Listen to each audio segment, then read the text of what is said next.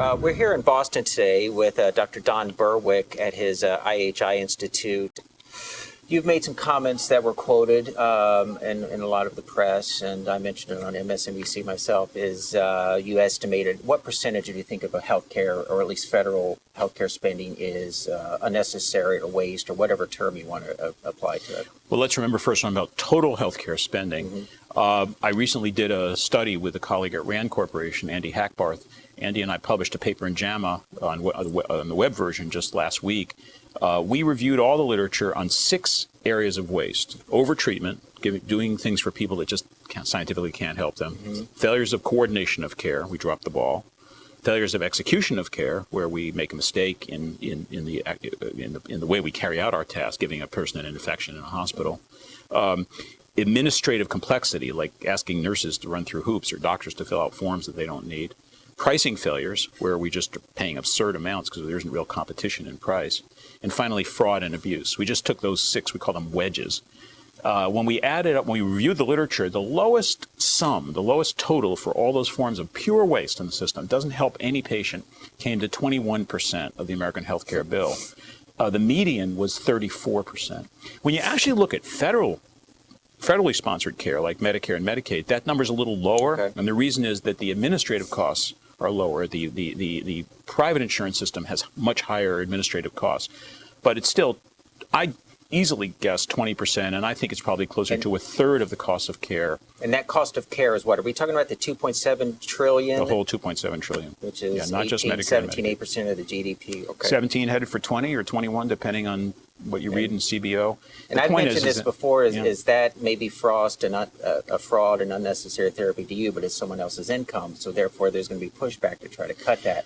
There will be. I think one of the great things we need to do in this country is to remobilize the professional ethos, the joy and the work of a great professional. And, you know, we're all human. People will work for their self-interest, but I have quite a bit of faith that physicians and nurses and pharmacists and others who really start to think about focusing on the patient will help reduce costs. Indeed, we just this week have seen what I think is a potential turning point in the nation with the program just announced by the American Board of Internal Medicine Foundation called Choosing Wisely.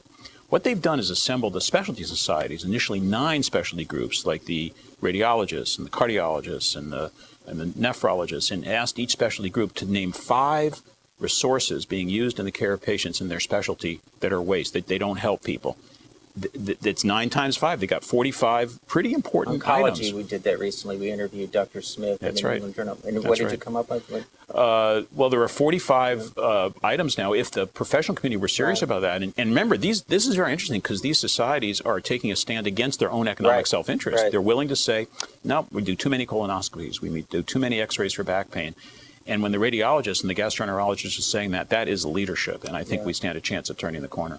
We've interviewed the former college head of the radiology, and we also interviewed an oncologist who came up with 5 ways to specifically, not broad ideas, but specific ways to cut back on oncology care. One was we're using too much colony stimulating, like Neupogen,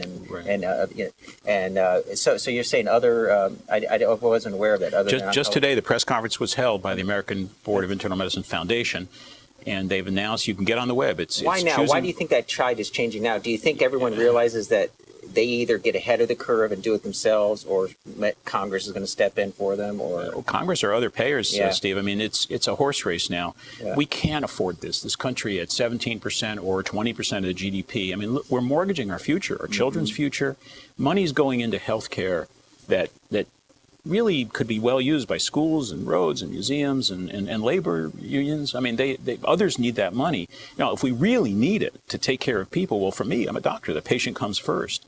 But if we're doing things that don't help, adding complexity, dropping the ball, doing overtreatment, no, we need to get disciplined. And I think people are waking up. And it is true. If the professions don't own this and exercise that level of self-discipline and teach the public about this so the public doesn't get frightened. We're not taking things away from people. This is helping more by not injuring them.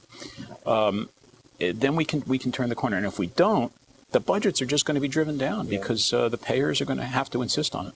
The radiologists are really aware of their own problems with overuse of CAT scans and so forth, and they're getting ahead of the curve. And they are.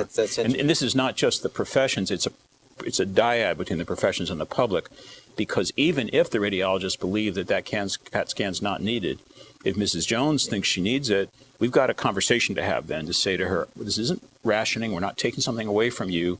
We're doing the very best for you. And the very best for you right now is not to do that. Well, people need to be educated, I think, in the harm of an unnecessary procedure. Oh, yeah. Surgery is not good for you. Excess of radiation isn't good for you. Excessive blood tests aren't good for you. If they knew of the harm,